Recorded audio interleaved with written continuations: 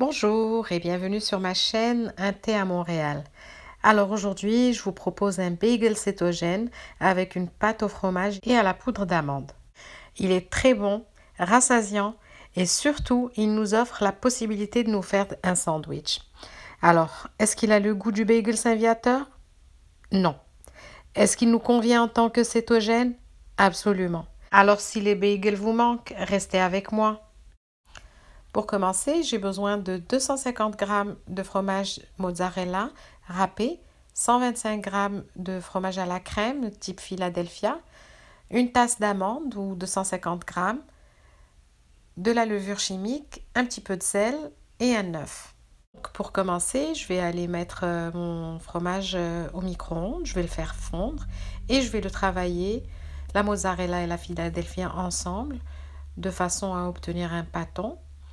Je vais rajouter la levure, le sel et l'œuf et bien travailler ce mélange jusqu'à obtenir un semblant de boule de pâte.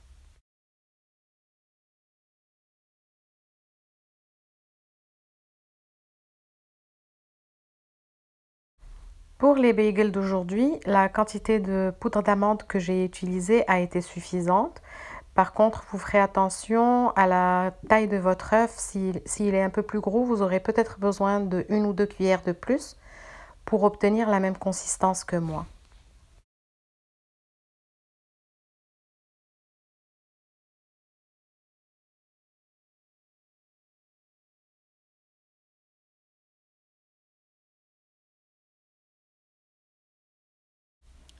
Ensuite, en mouillant un petit peu les mains, on va former d'abord des boules, puis des petits boudins pour former un bagel.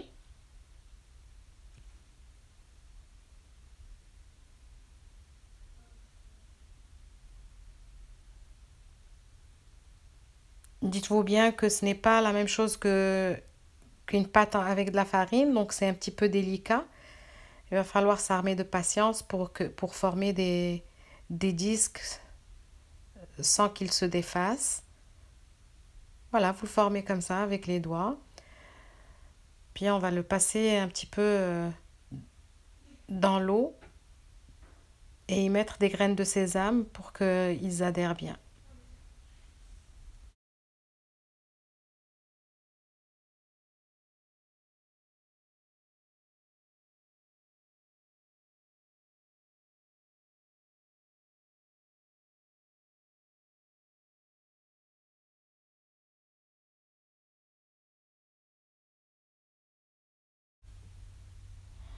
Je vais en faire un deuxième, puis on va continuer jusqu'à ce qu'on n'ait plus de pâte.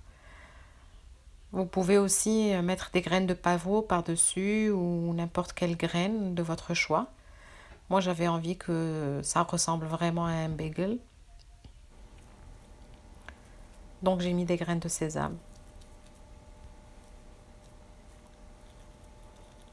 Ensuite, j'ai préchauffé le four à 350 degrés Fahrenheit, puis je les ai mis à cuire.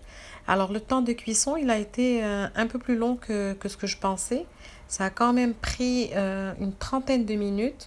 Et autre chose, en début de cuisson, le fromage a eu tendance à s'étaler un petit peu. Donc, j'ai juste pris une maryse, puis j'ai commencé à pousser un petit peu vers le centre. Voilà, donc si ça vous arrive, pas de panique, vous avez juste à les reformer un petit peu avec une spatule. Et je vous retrouve donc après la cuisson. Les voilà donc après 30 minutes. J'ai dû utiliser la convection pour les 5 dernières minutes pour avoir un côté bien doré.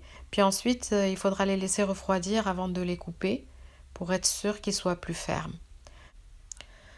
Je vous suggère de ne pas les consommer avec du fromage à la crème. Je pense qu'il y a assez de fromage dans cette recette. Pour ma part, je les ai mangés avec du beurre et un petit peu de charcuterie. C'était un pur délice. J'aimerais vous montrer à quoi ça ressemble à l'intérieur au point de vue texture. Ça ressemble à une véritable tranche de pain. Au goût, le goût du fromage est très prononcé.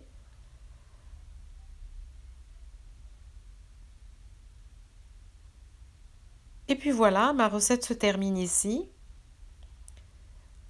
Si vous voulez m'encourager à continuer, abonnez-vous à ma chaîne, faites-moi des commentaires, des likes et pourquoi pas activer la cloche pour ne rien rater de mes recettes. Je vous souhaite un très bon appétit, merci et à la prochaine!